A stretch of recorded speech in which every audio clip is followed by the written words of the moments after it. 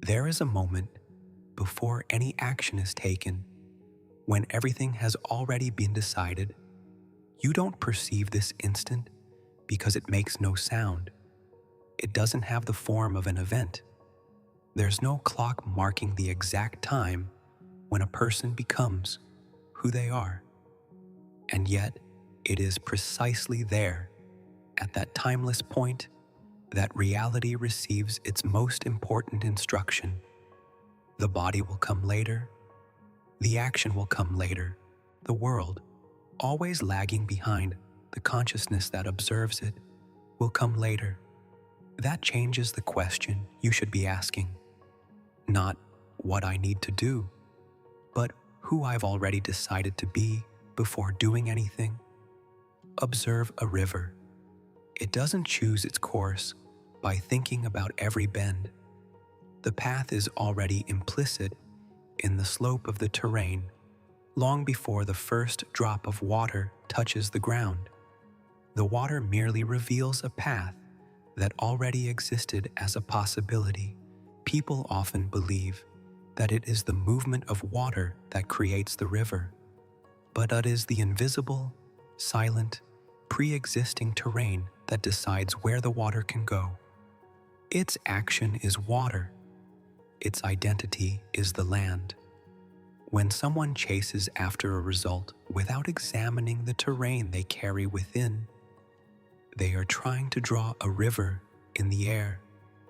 The water disperses, the effort is lost, and the conclusion is usually mistaken, that there was a lack of effort, when in fact the effort stemmed from the wrong terrain.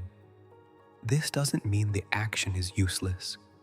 It means it's never the origin.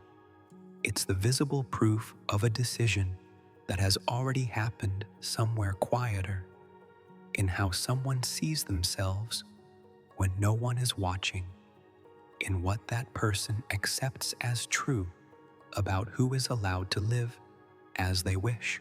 The question then ceases to be, what do I do to achieve this? And becomes another, more uncomfortable one. What kind of ground have I been cultivating inside myself without realizing it year after year? Because it is this terrain, not the effort, that determines the direction of everything that comes after. And there's something unsettling about this realization. It means that two people can repeat exactly the same gestures, follow the same script of actions, and still reap completely different results. Not because one tried harder, but because the ground beneath each person's feet told a different story about what was possible. Therefore, comparing routines is usually a futile exercise. Two people can wake up at the same time, write the same goals, follow the same schedule, and still live in completely different circumstances. One person believes they already have what they seek. The other still treats desire as something distant, almost forbidden. Water flows the way the terrain allows, never the way willpower demands. There is a subtle, almost imperceptible difference between walking towards something and already being, from within, in the place where that something exists. Imagine a door at the end of a corridor. Whoever walks towards it reinforces, with each step, an implicit truth. The arrival has not yet happened. The corridor exists precisely to remind us of this distance. The more attention is focused on the door as the destination, the more the corridor seems to extend, not because it actually grows, but because everything that is measured is prolonged. Now imagine another possibility. No one walks to the door. The person simply recognizes that they are already on the other side. The hallway ceases to be an obstacle to be overcome and becomes merely a space to be traversed without urgency, because arrival is no longer an open question.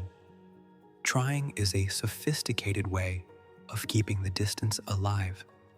Every attempt carries within it the confession that something is still missing. That's why effort, when born from lack, tends to reproduce exactly what it tries to avoid: the feeling of incompleteness. Choosing is another operation. Choosing an identity is not deciding to reach a destination. It is ceasing to treat that destination as the future. It is removing the door from the end of the corridor and placing it symbolically at the starting point. The movement of striving to become gives way to something else, living from what has already been decided. Notice that the corridor doesn't actually disappear. It remains there, with its real length, its ordinary days, its usual tasks. What changes is the place from which this corridor is traversed. It ceases to be traversed by someone seeking an arrival and becomes inhabited by someone who already knows, with a silent certainty, where they are. This shift in perspective isn't a matter of optimism or blind faith in an outcome. It's a matter of where attention chooses to dwell. Those who observe the hallway, waiting for it to shrink, nurture a sense of distance with every breath. Those who observe the already open door, even without having physically crossed it, walk in a completely different way, lighter, less anxious, almost indifferent to the time remaining. A shadow never needs to be instructed on how to move. It doesn't deliberate, it doesn't plan, it doesn't study its next step. It simply follows that which projects it. Its entire existence is a direct consequence of a source. A person's behaviors function similarly in relation to the identity assumed as real. When a new identity is truly accepted, gestures consistent with it no longer require calculation. They simply appear, like a shadow appears, as a consequence, not as a plan. This explains why so many people feel exhausted trying to manifest something. They are trying to produce the shadow without first placing themselves before the light. They are rehearsing gestures of an identity not yet truly inhabited, which is why each step requires conscious effort, repetition, and control. When identity is genuine, it already contains within itself the next coherent move, not because there is a preset script, but because each decision arises spontaneously from the place where the person already recognizes themselves. The interesting question isn't, what would such a person do? It's deeper. What kinds of decisions cease to require effort when that identity is real?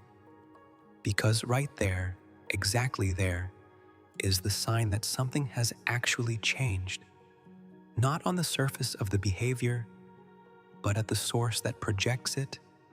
A shadow never needs to struggle to keep up with the body that casts it.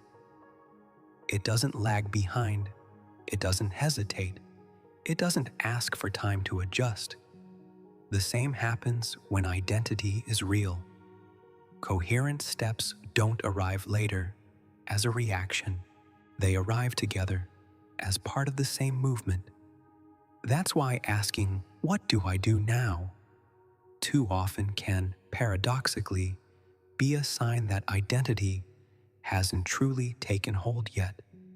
Those who have already embraced a new way of being rarely feel lost when faced with the next step. The question resolves itself almost effortlessly because the answer already resides within how that person has learned to recognize themselves. There is a silent trap, confusing action with conviction. The more someone feels the need to control every detail of the process, to find the perfect method, to accelerate a result that still seems distant, the more this need reveals without the person realizing it, an incomplete confidence in the decision they claim to have made.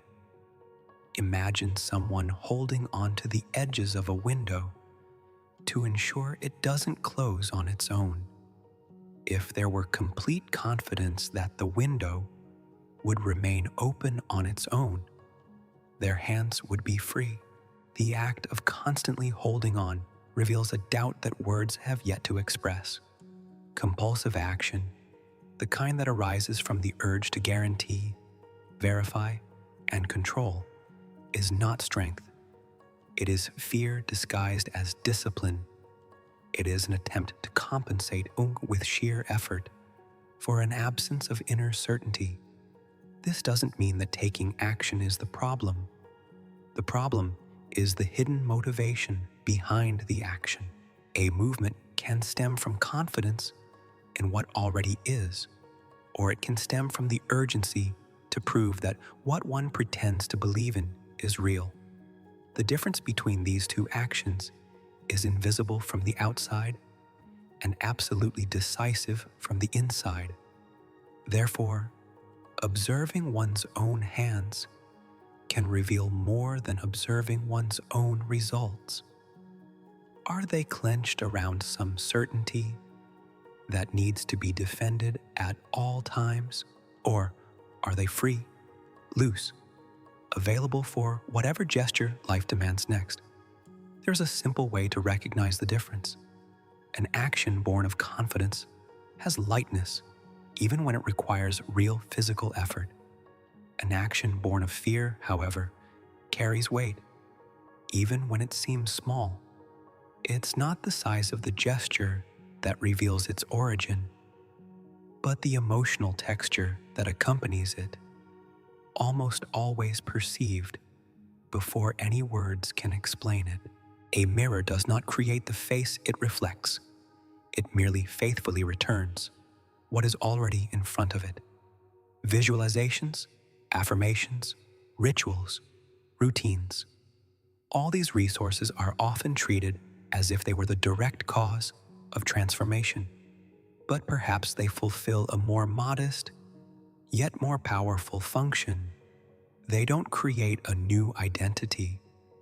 They allow the mind to stop resisting it. A technique alone has no power. The power lies in the meaning imbued in it, in the silent permission it grants for something already recognized as possible at its core to finally become inhabited. That's why the same practice can transform one person's life and produce absolutely nothing in another. It's not the technique that changes, it's the degree of acceptance each person experiences through it. This frees the process from any mechanism. The question, what is the right method, gives way to another. What needs to stop being denied for any method to work? The mirror was never the problem. The problem was always the face that refused to be looked at directly. Therefore, when a ritual ceases to function, the most useful question is rarely about the technique itself. It's about what, within it, still sounds like a plea instead of recognition. A foggy mirror doesn't change the reflected face. It only makes it harder to recognize it clearly. No technique needs to be sacred to work. It only needs to be sincere enough to reveal something that was already present, even if hidden beneath layers of doubt accumulated over years. Changing techniques without ever examining this layer is merely changing the frame, keeping intact the same face that refuses to be looked at directly. There's a common misunderstanding about what doing nothing means.